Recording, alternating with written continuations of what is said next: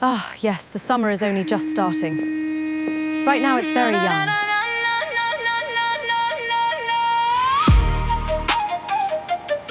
I'm Kai, and this is my snowflake pendant. It sort of glitters in the sun.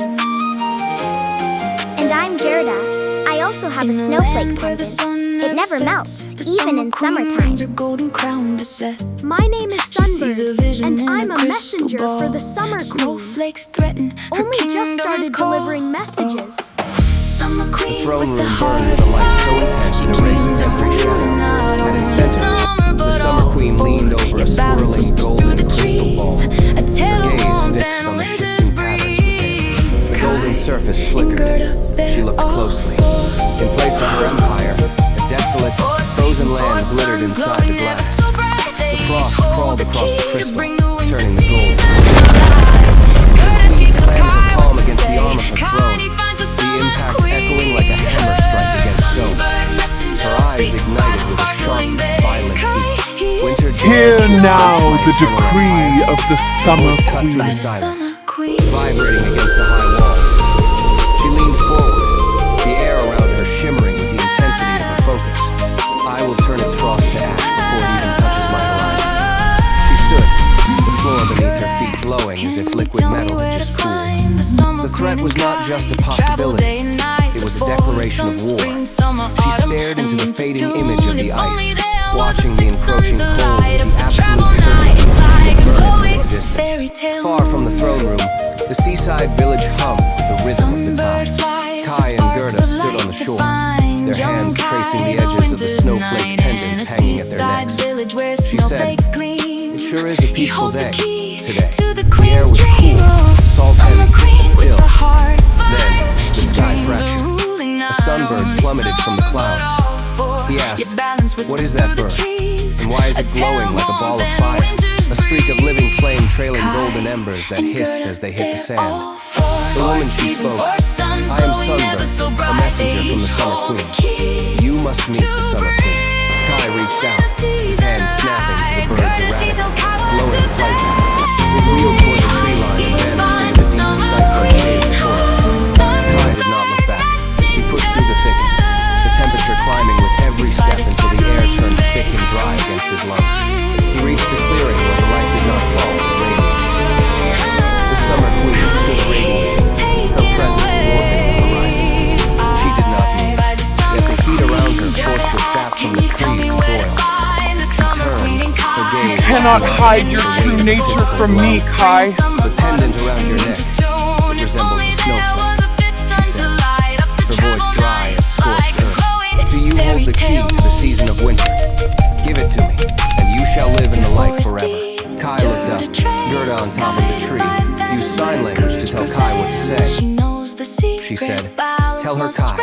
Tell her you have the gift of wintertime." He planted his heels into the burning soil and straightened his spine. He spoke, "I have the gift of wintertime."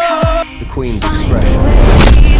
She asked, "You plan to bring back wintertime?" Her hands closing around his shoulders like heated iron. In a blur of blinding gold, she said, "I will end wintertime, so that only I, the Summer Queen, will rule."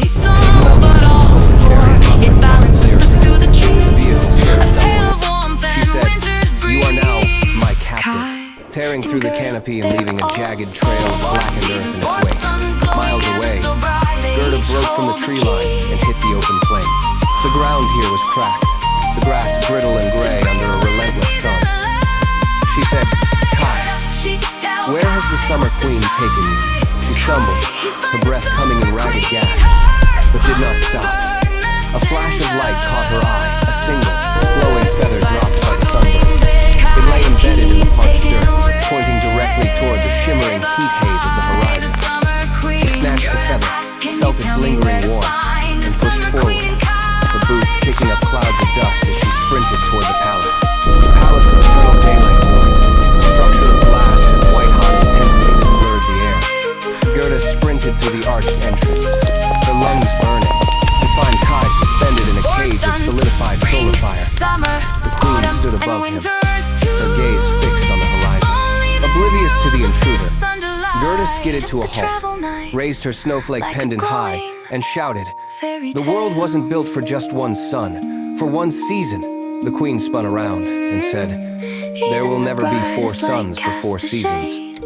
There will never be 4 suns for 4 seasons. Under a sky where sun and frost meet, the summer Gerda queen thrust her pendant learns. forward, slamming Balance, Gerda thrust her she pendant has forward, company. slamming it against the surface of Kai's.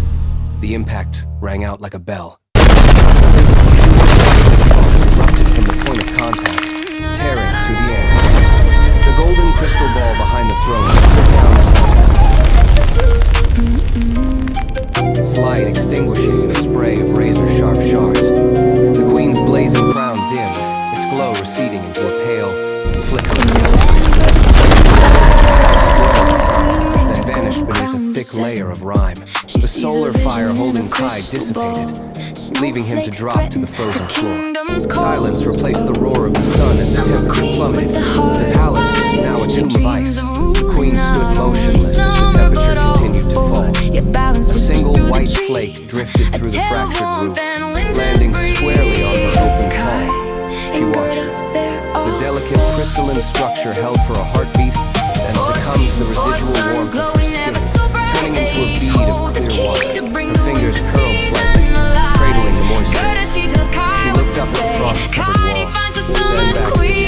The sharp, blinding intensity of her expression softened into a quiet, hollow realization. She stepped back from the throne, leaving the crown to dull on its pedestal.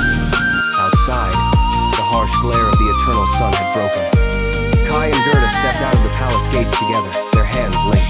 Above them, the sky had shifted into a deep, layered twilight of violet and soft gold. A gentle wind carried the scent of wet earth and pine. As they walked, the golden light of the day began to weave through the falling silver flakes. She spoke. Look, it's starting to snow again. The 2 elements swirling in rhythm. The world was no longer a furnace or a tomb. He spoke, I missed the snow. I forgot it even existed. The place of shifting temperatures. They moved toward the horizon, leaving the silent palace behind. He spoke. The whole scene seemed so surreal, as though it's just magic from some sort of dream, while the light and the shadow danced in the cooling air, finding their rhythm in the dust. Gerda, she speaks.